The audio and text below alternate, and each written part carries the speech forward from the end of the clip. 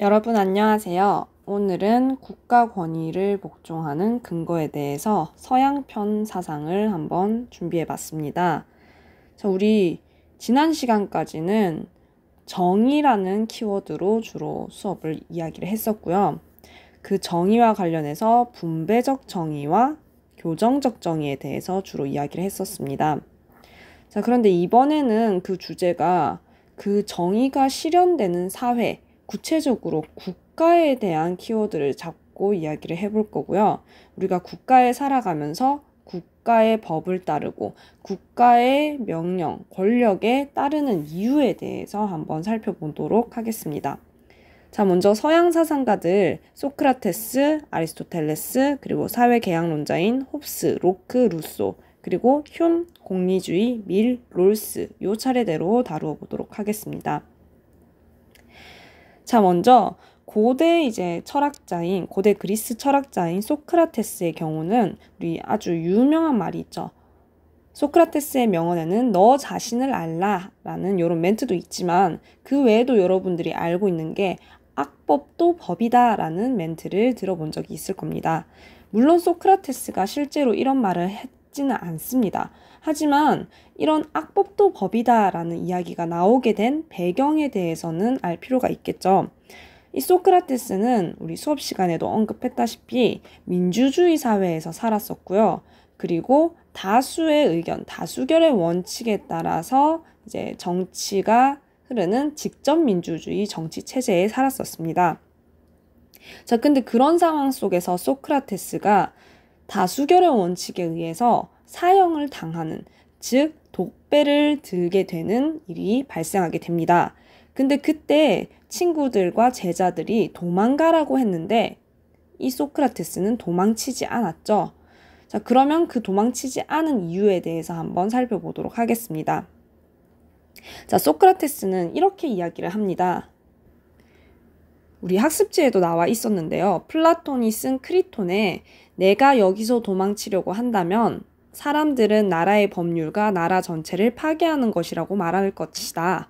그리고 한 번 내려진 판결을 따르지 않는다면 나라의 질서는 유지될 수 없을 것이라고 말할 것이다. 자, 즉 지금 법을 지키지 않으면 사회 질서가 유지되지 않는다. 즉 사회가 붕괴될 수 있다라는 이야기를 합니다. 도망치지 않겠다는 거죠. 자, 그리고 또 이렇게 얘기합니다. 또 평생 동안 각종 나라로부터 혜택을 받았으며 그리고 이 나라에 살았던 것은 이 나라 법 아래에서 살기로 약속했기 때문이다. 자, 그렇기 때문에 내가 불리하다는 이유만으로 그 약속을 어기는 것은 옳지 않다고 사람들이 말할 것이다. 라고 소크라테스는 이야기를 하고 독배를 마시고 죽음을 맞이합니다. 자, 이처럼 소크라테스는 국가의 법이 부당하더라도 그 국가의 법을 준수하려는 태도를 가지고 있었죠. 왜냐하면 내가 이때까지 이 나라의 혜택을 받아 오면서 살았기 때문에.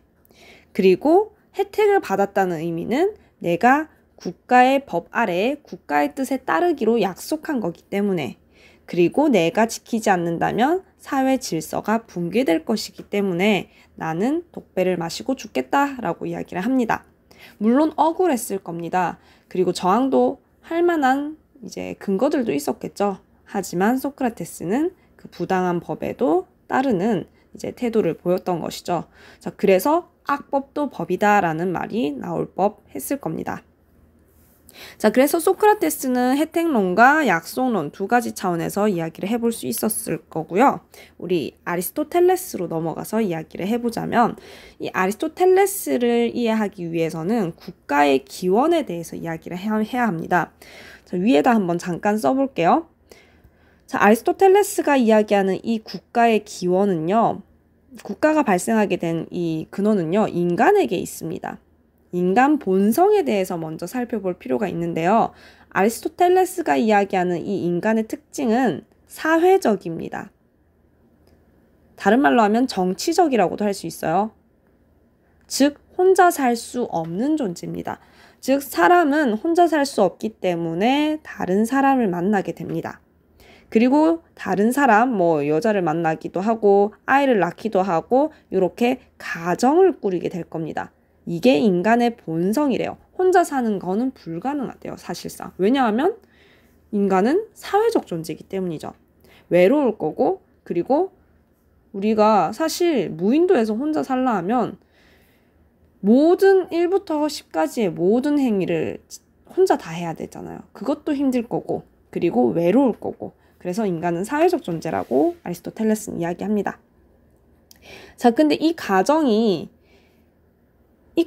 그치지 않습니다. 하나의 가족으로 그치지 않고 옆 이웃하고도 친분을 쌓고 싶어 하고, 그리고 다양한 사람들을 만나서 이제 다양한 음식들을 나누어 먹고 싶어 하기도 하겠죠. 즉, 그 과정에서 여러 가정이 모이게 되어서 마을이 생겨납니다.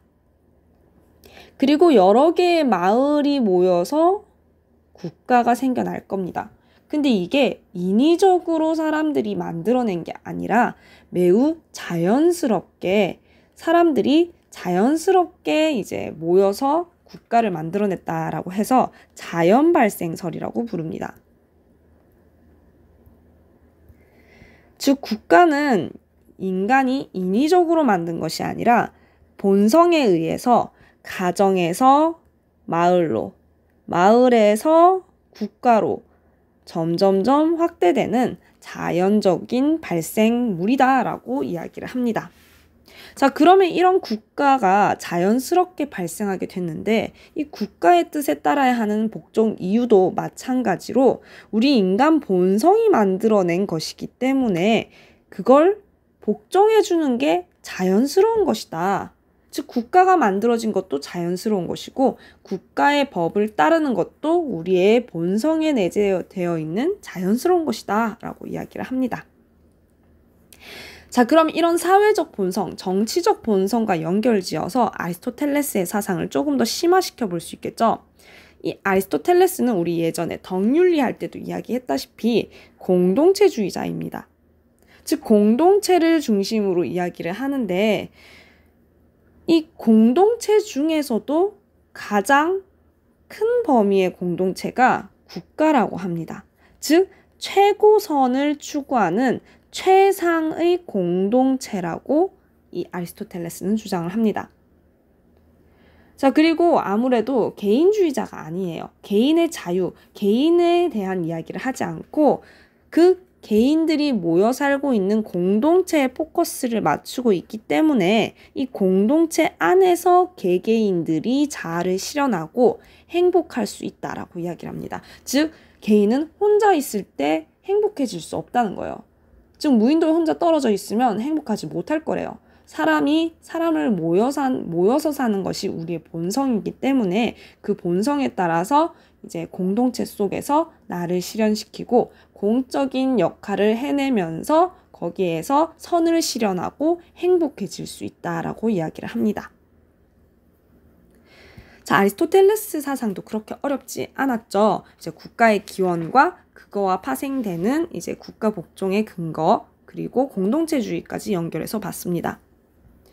자, 그 다음은 이제 조금 여러분들이 수업 시간에 난해했던 사회계약론에 대해서 이야기를 해볼 텐데요. 사실 그렇게 어려운 내용은 아닙니다. 이 세 사상가의 이제 주된 차이점 그리고 공통점을 함께 잡으면서 공부를 하시면 그렇게 어렵지 않을 겁니다. 자, 먼저 이 사회계약론의 입장에서 국가 권위 복종 이유 이런 거는 나중에 살펴볼 거고요. 홉스의 사상, 로크의 사상, 루소의 사상을 먼저 자세히 살펴보고 이제 사회계약론이 국가의 권위에 복종하는 이유를 어떻게 설명하는지는 그 차후에 설명을 한번 해보도록 하겠습니다. 자, 먼저 이 회색 박스 안에 있는 홉스, 로크, 루소의 이야기를 한번 찬찬히 살펴보도록 할 텐데요.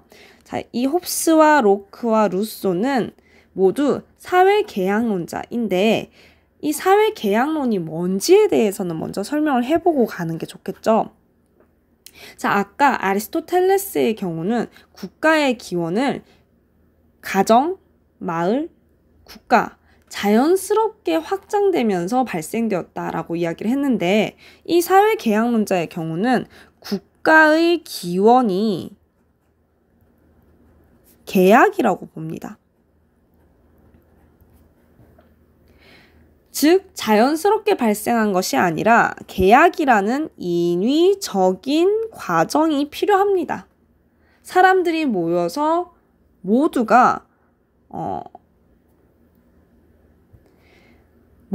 이제 동의하고 합의하는 그 내용, 계약을 통해서 발생한 것이 국가라고 보는 게 사회계약론자입니다. 즉, 자연스럽게 발생하지 않았고 계약을 맺음으로써 국가가 생겨났다는 것이죠. 자, 그러면 이 사회계약론의 주된 키워드는 방금 이야기했다시피 계약이라는 키워드겠죠.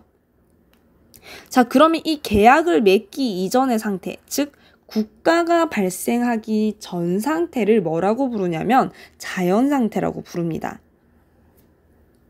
자, 국가가 발생하기 전인 이 자연상태에 대한 이 각 사상가들의 입장이 조금씩 다르거든요. 그걸 한번 살펴보도록 할 텐데요. 근데 그 입장 차이가 어디에서 시작되냐면 이 인간을 어떤 존재로 볼 것이냐라는 포커스에서 시작됩니다. 즉, 아리스토텔레스는 인간을 사회적 존재라고 봤잖아요. 근데 홉스, 로크, 루소는 각각 다르게 또 생각을 하거든요. 한번 살펴볼게요. 자, 조금 확대해서 홉스부터 한번 살펴보도록 하겠습니다. 자, 홉스의 경우는 인간은 이기적인 존재라고 합니다. 즉, 자기밖에 모르는 존재예요. 자연 상태에서. 우리 자연 상태라는 것은 우리 국가 성립 이전 상태, 우리 원시 시대라고 그냥 쉽게 생각하시면 될 것 같아요. 이 원시의 초기의 인간들은 이기적이래요. 타고나기를 이기적이에요. 근데 우리를 둘러싸고 있는 이곳은, 이 환경은 아주 희소한 자원으로 둘러싸져 있습니다. 넉넉하지 않다는 것이죠. 자, 그럼 넉넉하지 않은 상황에서 사람들은 서로가 더 많은 것을 갖기 위해서 투쟁을 할 가능성이 높겠죠. 자, 수업 시간에 그때 선생님이 비유를 하기도 했는데 원시 시대에 지금 A라는 친구가 있고 이 B라는 친구가 있어요. 근데 이 A라는 친구가 우가 해가지고 그날 멧돼지를 잡았어요. 자, 멧돼지를 잡아서 이제 이 멧돼지를 먹으려고 하고 있는데 지금 B가 지금 쫄쫄 굶었어요. 한 일주일 쫄쫄 굶어가지고 지금 당장 안 먹으면 굶어 죽을 것 같아. 내 생명이 유지가 안 될 것 같아. 그래서 이 A를 꼴까닥 죽여버리고 이 멧돼지 고기를 본인이 뺏어 먹었다고 가정을 합시다. 자, A는 그러면 이제 B에 의해서 지금 꼴까닥 했잖아요. 근데 그걸 지켜보고 있던 이 C라는 인물은 나도 지금 좀 배고픈데? 하고 이 일이 다 끝난 다음에 이 또 B를 꼴까닥 시켜버리고 이 고기를 또 뺏어 먹을 수 있다는 것이죠. 즉, 이 자연 상태는 A와 B와 C가 언제 어떻게 될지 모르는 늘 전쟁과 같은 만인 모든 사람이 모든 사람에 대해서 싸우고 있는, 투쟁하고 있는 상태라는 거예요. 자, 그리고 이걸 자연권이라는 용어를 활용해서 좀 설명을 해보자면 인간은 누구나 태어날 때부터 천부인권, 하늘이 부여한 권리를 가지고 있대요. 자연스러운 권리를 지니고 태어났대요. 그게 뭐냐면 나의 생명을 보장하기 위한 자유입니다. 근데 포인트는 무제한의 자유예요. 자유가 한정되어 있지 않고 무제한입니다. 즉, 아까 이야기했듯이 B가 A를 해칠 수 있는 자유. 내가 굶어 죽지 않기 위해서 타인을 해칠 수 있는 자유가 있어요. 자, 그리고 C도 마찬가지죠. 내가 굶어 죽지 않기 위해서 이 B를 해칠 자유가 있는 거예요. 자, 이때 A와 B는 결국은 선생님이 방금 이야기했잖아요. 꼴까닥 했어요. 하늘나라에 갔단 말이에요. 자, 이 친구들은 그럼 자유로운 상태인 건가요? 진정 본인의 생명 보존을 제대로 해서 자유로운 상태인가요? 아니죠. 자, 지금 이 A와 B는 오히려, 그리고 C도 마찬가지예요. 자기가 이렇게 음식을 뺏어 먹어서 지금 당장은 생명을 보장받았지만 또 D라는 인물이 등장해서 자신의 생명을 위협할 수 있다는 위압감과 공포감을 가지고 있기 때문에 자유롭지 못합니다. 즉 이게 무제한의 자유를 줬더니 오히려 나의 자유가 침해당할 수 있다는 이 용어를 자유의 역설이라고 부릅니다. 이 자유에는 역설적인 면이 있어요. 최대한의 자유를 보장을 해줬더니 자유를 어마무시하게 많이 줬더니 무제한적으로 줬더니 오히려 자유를 침해당할 수 있는 위험이 도사리게 되는 거죠. 즉 남에게 칼을 휘두를 자유가 있지만 나도 칼에 찔릴 위험성이 있다는 거죠. 그래서 자유를 침해당할 가능성이 있다는 겁니다. 그래서 이 자유의 역설을 인식하고 난 다음에 이러면 우리 다 죽어. 이러다 우리 다 죽어 라고 생각을 한 거죠. 그래서 결국은 계약을 맺게 되는 겁니다. 우리 서로 죽이지 말자 라고 손가락을 걸고 동의한 사람들만 모아서 국가를 만듭니다. 이거에 동의한 사람들만 여기 살자 해서 국가를 만들었고, 그리고 이 국가는 제 첫 번째 목적이 아까 이야기했다시피 생명권을 위한 이런 권리를 보장해 주게 됩니다. 즉 개인의 안전과 같은 권리를 보장해 주는 게 국가의 유일한 목적이라고 할 수 있겠죠. 자, 이때 근데 방금 설명했다시피 이 홉스가 말하는 인간 본성은 매우 이기적이에요. 근데 이 이기적인 인간들을 이 국가에다가 바글바글 모아놨어요. 자, 그러면 이 인간이 이기적인데 가만히 놔두면 국가가 있어도 이 이기적인 본성을 가만히 그냥 방치해버리면 나라가 엉망진창이 되어버리겠죠. 자, 그래서 이 이기적인 본성을 억누르기 위해서는 이 이기적인 본성보다 더 강력한 힘을 가진 국가가 등장해야 된다. 즉 군주, 왕이 등장해야 된다라고 이야기를 합니다. 즉 절대군주제를 이야기를 하는데, 절대군주제가 뭐냐면 절대적인 힘을 가진, 아무도 침해할 수 없는, 내 말이 곧 이제 모든 것의 법이 되는 그런 절대적인 힘을 가진 군주제가 이 홉스가 원하는 이제 정치 형태입니다. 자, 그래서 이 홉스가 지은 책 제목이 리바이어던이거든요. 이 책 제목까지 외울 필요는 없는데, 리바이어던이 사실 바다 괴물이라는 바다 괴물의 이름이에요.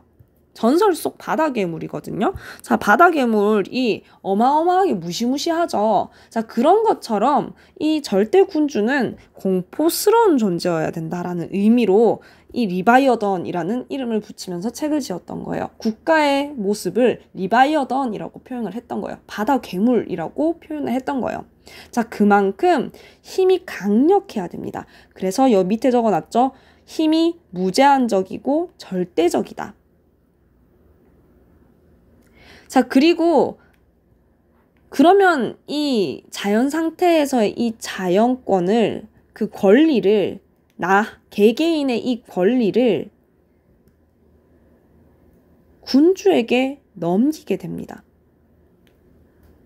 자, 즉 주인으로서의 권리, 이 국가에서의 이제 국가의 계약에 대한 내용, 구체적인 법안이나 이런 것들을 만드는 주인으로서의 권리, 국가를 운영하는 주인으로서의 권리를 군주에게 전면 양도합니다. 즉 주권은 군주의 것입니다.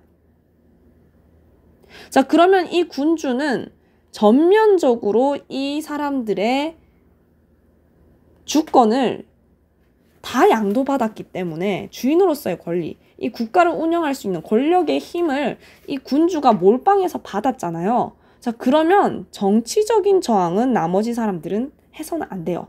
절대적인 힘을 가집니다. 단 딱 한순간은 거부할 수 있어요. 언제 가능하냐? 생명권을 위협할 때. 이 국가의 목적은 생명권 보장이잖아요. 이 생명권을 위협할 때에는 개별적으로 반발이 가능하지만 이 군주가 하는 다른 정치적인 행위에 대해서는 돈 터치 해야 됩니다. 건드리면 안 됩니다. 왜냐하면 군주에게 주권을 전면 양도했고 내가 자연권을 양도함으로써 내가 안전도 보장받게 되었거든요. 자, 그러면 이제 이 홉스에 대한 이야기는 여기서 마무리를 하고 바로 로크로 넘어가 보도록 하겠습니다. 자, 로크의 경우는 인간 본성에 대해서 또 조금 다르게 이야기를 하거든요. 아까 홉스의 경우는 인간은 악하다라고 이야기를 했어요. 악한 거에 가깝죠. 이기적이라는 것은 인간은 이기적이라고 봤는데 이 로크의 경우는 그렇지 않아요. 인간은 백지와 같습니다. 즉 선하지도 악하지도 않은 성무선악설을 이야기를 해요. 자, 그러면 이때 자연 상태는 당연히 백지인 사람들이 모였으니까 뭐 아무것도 모르잖아요. 아무것도 때묻지 않은 사람들이잖아요. 평화롭습니다. 근데 이 평화로운 와중에도 갑자기 무슨 분쟁이 발생을 하게 된다면 그거를 해결해 줄 만한 정부나 아니면 기관이 아예 존재하지 않는다는 거예요. 즉 비교적 평화롭긴 하지만 분쟁이 만약에 생겨났을 때 그게 해결되지 않기 때문에 또 혼란스러움이 발생하게 되겠죠. 자, 그래서 계약을 맺고 국가를 만든다는 겁니다. 자, 근데 이 로크가 이야기하는 이 자연 상태에서는 자연권, 마찬가지로 자연권을 지니는데요. 아까 홉스의 경우는 이 자연권의 내용이 주로 이제 생명 보존과 관련되어 있는 무제한적인 자유였다면 이 로크에서는 강조하려고 하는 게 이 사유재산권입니다. 이제 돈과 관련된 이야기를 하거든요. 이 로크가 노동 투하설이라는 노동의 가치에 대한 이야기를 합니다. 수업 시간에도 이야기했잖아요. 우리 강이 있어요. 강. 자, 강 같이 좀 그려볼까? 파란색으로. 자, 강이 있어요. 자, 근데 이 강물이 누구 거예요? 주인이 없어요. 맞죠? 우리 애초에 이 강물에 주인이라는 게 없습니다. 근데 만약에 선생님이 양동이에다가 이 물을 떠가지고 교실에다가 갖다 놨어요. 그럼 이 물 누구 건가요? 쌤 거예요. 그쵸? 왜냐하면 그걸 내가 옮겨놨으니까. 즉 선생님이 이 강에서 옮겨와서 양동이에 옮겨서 가지고 왔으니까 즉 뭘 했기 때문에 노동을 투하했기 때문에 이거에 대한 소유권이 생겨납니다. 그쵸? 이제 소유할 수 있는 이제 그런 권리가 생겨나는 거예요. 즉 이거는 이 로크가 이야기했던 주된 이제 자연권 중에 하나입니다. 이렇게 노동을 해서 내가 내 걸 만들 수 있는 권리가 있다는 거예요. 이게 인간의 기본적인 권리라는 거예요. 자, 근데 이게 자연 상태에서는 이런 사유재산권의 갈등이 즉 A라는 친구와 B라는 친구가 이 노동 투하를 한 다음에 소유권에 대해서 갈등이 발생했어.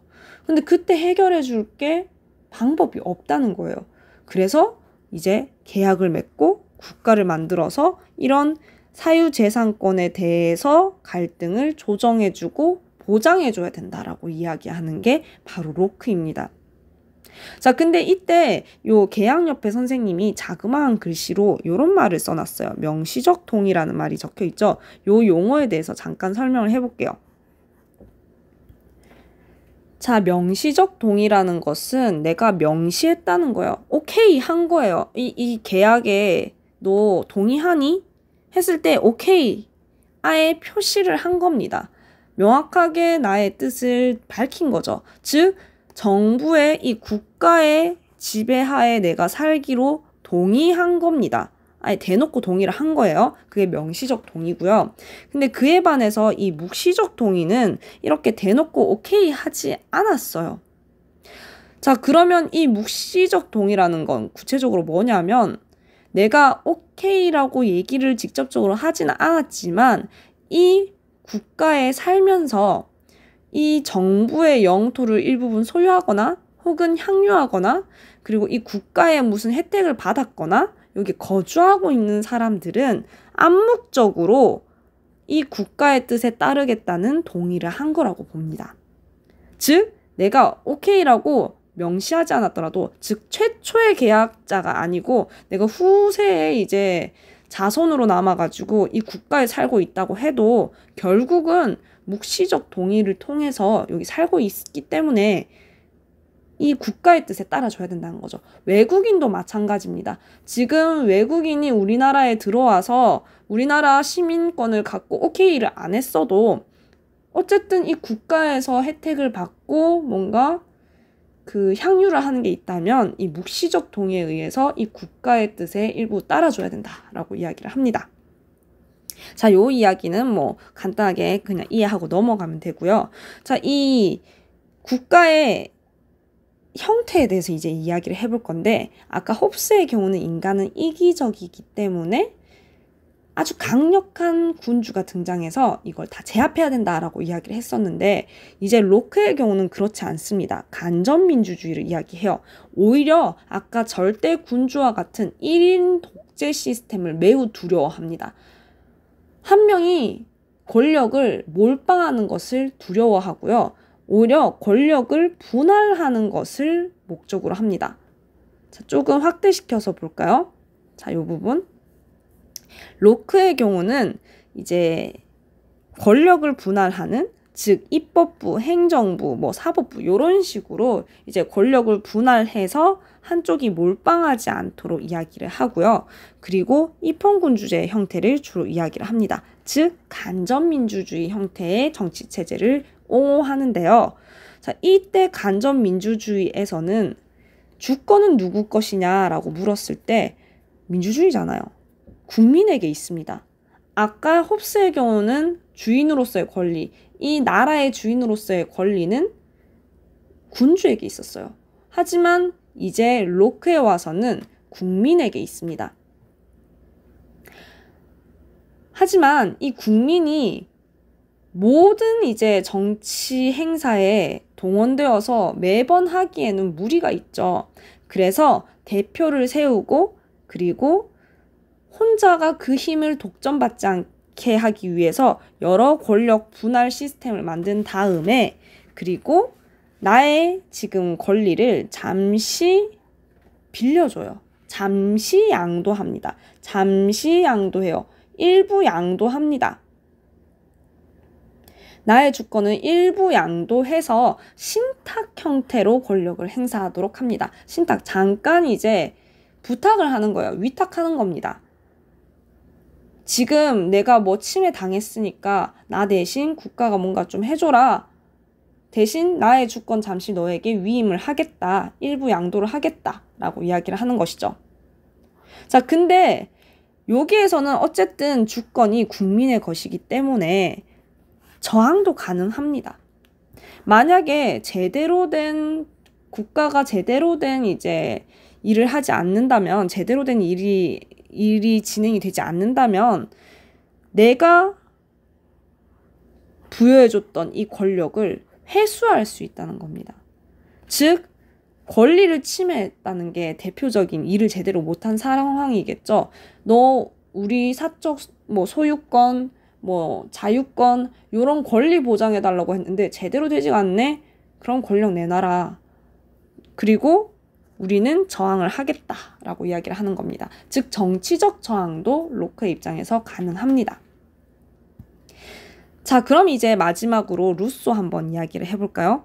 자, 루소의 경우는 앞서 이야기했던 이 두 사상가와 다르게 인간 본성을 아주 긍정적으로 봅니다. 착하다고 봐요. 선하다고 봐요. 그러면 자연 상태는 당연히 평화롭겠죠. 모두가 평등하고 자유로워요. 하지만 서로 관심이 있지는 않습니다. 다 그냥 개별적으로 동떨어져 있는 상태에 불과해요.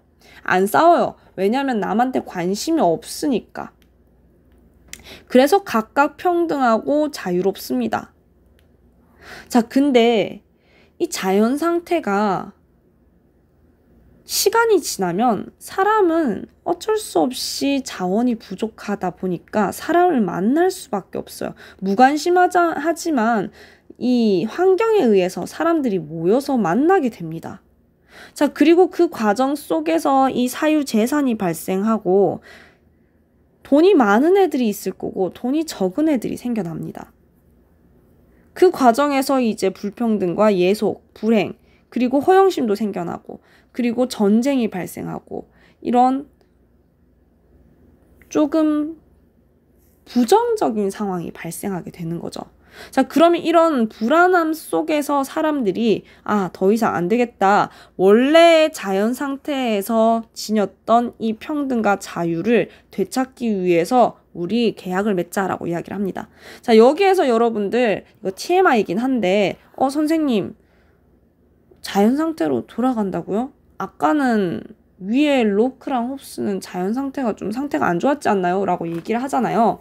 맞습니다. 이 루소가 이야기하는 자연 상태의 경우는 여기 선생님이 이렇게 줄을 꺼놨죠. 이 상태가 아닙니다.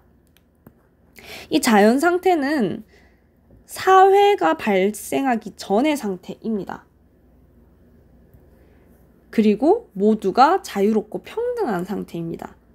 자, 그리고 이제 오히려 자연 상태에서 시간이 지나고 국가 성립 이전에 어떤 이 자연 상태도 아닌 이 상태가 우리 사회 상태라고도 이야기를 하거든요. 사회를 만든 이 사회 상태에서 이런 사유재산이 발생하고 불평등이 생겨나고 예속이 생겨나고 불행이 생겨나기 때문에 이제 계약을 맺어서 자연 상태에서 누렸던 이 평등과 자유를 다시 누려야 된다라고 이야기를 합니다.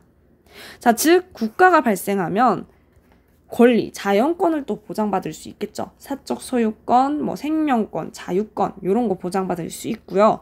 그리고 이때 중간에 사회 상태에서 발생했던 이 불평등 상태, 단순 사회 상태에서 발생했던 이런 불행과 예속을 이제 벗어나고 잃어버렸던 이 자유를 다시 회복하는, 복권하는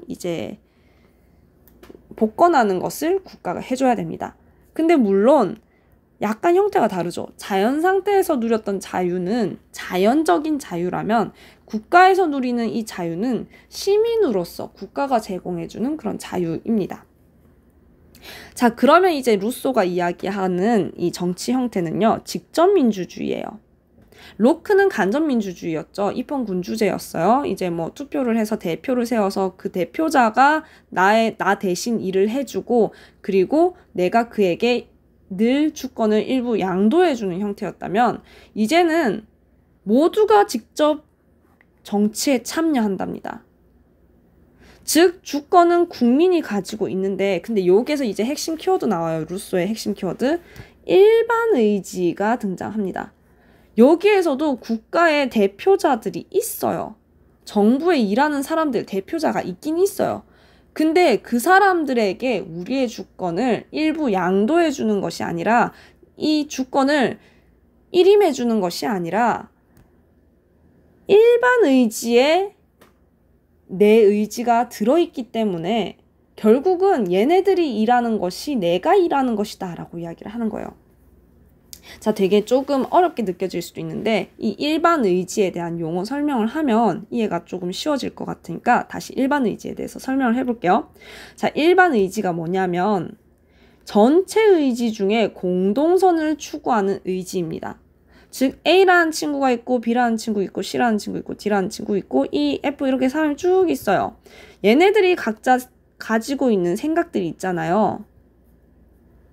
근데 똑같이 생각하는 이 부분이 있을 거 아니에요. 전체 의지가 있을 거 아니에요. 근데 그 중에서도 공동선을 추구하고 있는 의지의 경우를 일반 의지라고 보는 겁니다. 공동선을 모두에게 좋은 것을 의지하는 것이 일반 의지입니다. 즉, 국가는 이 일반 의지를 바탕으로 운영이 되어야겠죠. 그리고 이 일반 의지라는 것은 요거 전체인 거잖아요. 요거 전체인 거잖아요. 자, 그럼 내가 A예요. 자, 그러면 이 일반 의지에 따라서 정부가 운영이 되는 거라면 내 의지가 들어있는 거예요? 안 들어있는 거예요? 들어있는 거잖아요. 이게 지금 일반 의지니까. 전체 의지 중에 공동선을 추구하는 의지인 거니까 내 의견도 들어있는 거잖아요. 즉, 결국은 국가가 이 일반 의지에 따라서 뭔가 정책을 시행을 한다면 결국은 내 의지도 들어가 있는 거기 때문에 내가 주권을 소유하고 있는 것이다 라고 이야기를 합니다. 즉 주권은 이 일반 의지로서 행사되는 이 공동체 전체가 함께 소유하고 있는 게 주권입니다. 그래서 이 주권은 절대로 양도되지 않으면서도, 즉 양도된다고 굳이 표현을 한다면 공동체에게 양도되어서 일반 의지 안에 양도되는 거겠죠. 자, 그러면 이제 이 일반 의지에 의해서 이제 우리는 국가는 운영이 될 것이고요. 그리고 이 정부는 당연히 일반 의지의 단순한 대행자, 심부름꾼, 하수인이라고 볼 수 있습니다.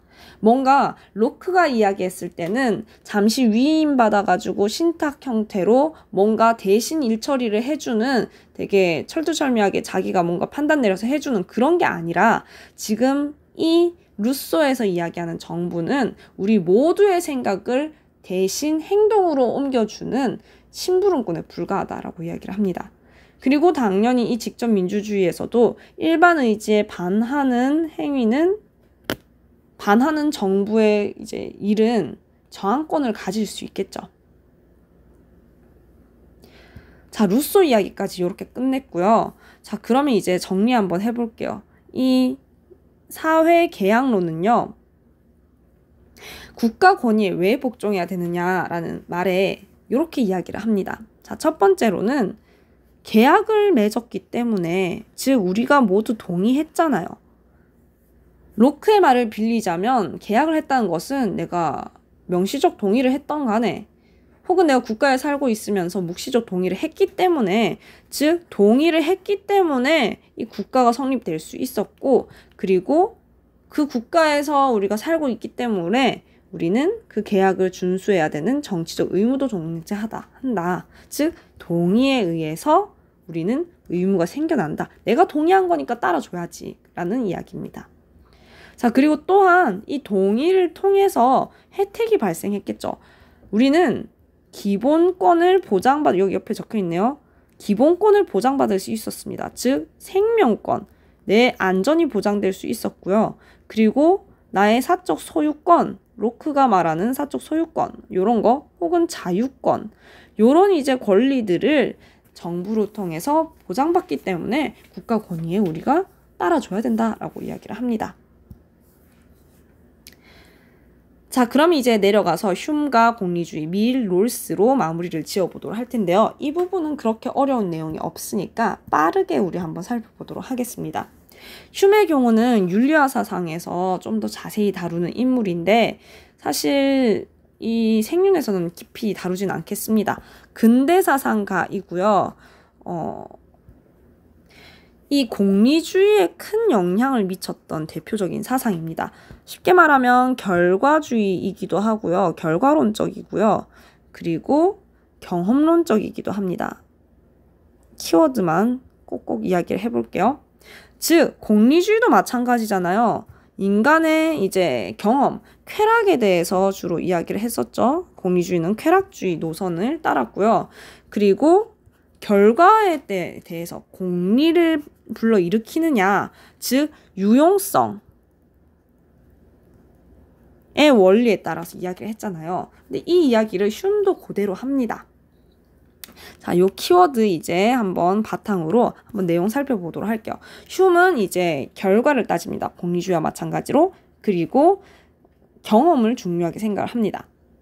자, 그러면 이제 내용 읽어보면, 국가의 권위에 우리가 복종하는 이유는 당연히 좋은 결과를 우리에게 안겨주기 때문이에요. 우리에게 혜택을 주기 때문에, 즉 좋은 결과를 산출해 주기 때문에 국가에 복종해야 된답니다. 결과론이죠. 좋은 결과를 주기 때문에. 즉 우리가 혜택을 누리기 위한다면 이 국가 권위에 복종을 해줘야 돼요. 근데 여기에서 혜택이 만약에 사라지면 어떻게 해야 될까요? 굳이 복종할 필요가 없다는 겁니다. 왜냐하면 좋은 결과를 산출하기 때문에 국가 권위에 따랐던 건데 그런 좋은 결과를 불러일으키지 않는다면 국가 권위에 굳이 복종할 필요가 없다라고 이야기를 합니다.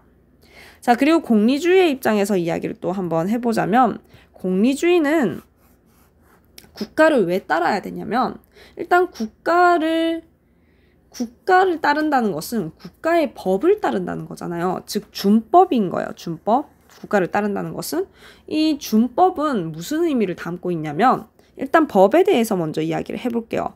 법은 공리의 원리가 담겨 있습니다. 즉 보편적인 원리인 공리의 원리, 즉 최대 다수의 최대 행복이라는 이런 공리의 원리를 목적으로 하고 있죠. 그럼 준법은 국가에 복종을 하는 행위는 이 공리를 증가시키는 것입니다. 즉 국가 권위에 복종을 하면 공리가 증진됩니다. 그러니까 국가를 따라줘야겠죠? 자, 그리고 이 공리주의자 중에서도 이제 이거는 벤담에 대한 주된 이야기였고요. 밀의 경우는 질적 공리주의자라고 알고 있는데 이 사람은 자유론이라는 책을 짓기도 한 인물이기도 합니다. 질적 공리주의자기도 하고요.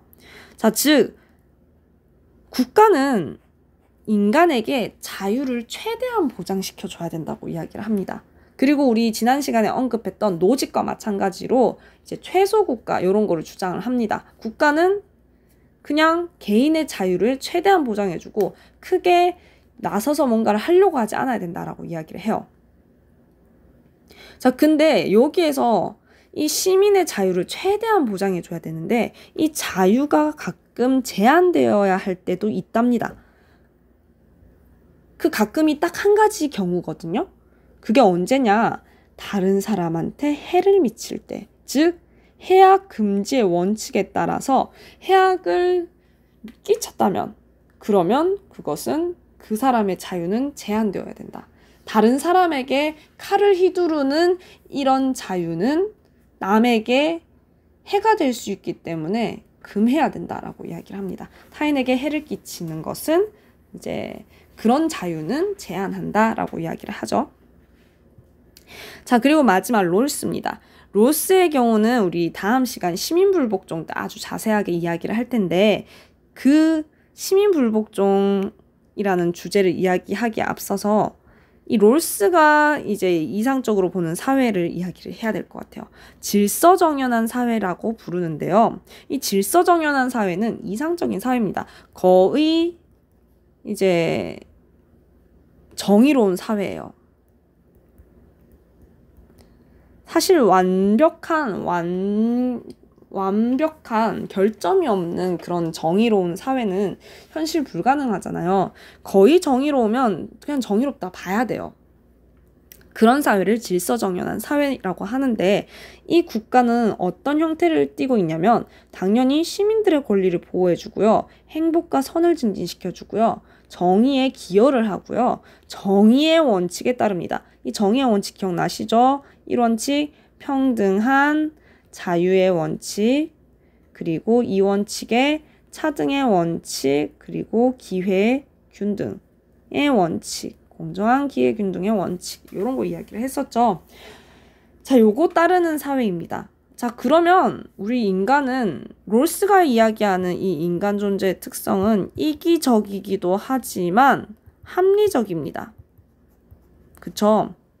자, 그러면 인간은 합리적이기 때문에 이 국가 복종을 해야 되는 근거는 딱 봐도 이거 되게 정의로운 사회, 우리 인간에게 득이 되지 않겠어요? 좋지 않겠어요? 그걸 따라주는 것이 마땅히 해야 하는 자연적인 의무라고 합니다. 자연스럽게 우리가 의무로 받아들이고 마땅히 해야 된답니다. 자, 근데 여기에서 우리가 주의할 것은 이 정의가 만약에 심각하게 훼손되는 이제 법이에요. 국가가 정의를 심각하게 훼손을 해버려요. 그러면 그때는 시민불복종을 해도 된다라고 이야기를 합니다. 이 다음 주제인 시민불복종에서 이 이야기를 자세히 하게 되겠죠.